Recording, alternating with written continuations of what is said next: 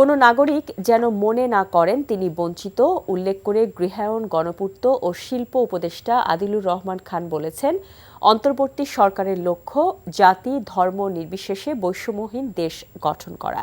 রাজধানীর উত্তরায় বৌদ্ধ মহাবিহারে বোধিচারা রোপণ ও সার্বজনীন মহাশ্মশানের ভিত্তিপ্রস্তর স্থাপন অনুষ্ঠানে একথা বলেন তিনি। মহাশ্মশান নির্মাণে সরকারের পক্ষ থেকে 23 একর জমি বরাদ্দ দেওয়া হয়েছে।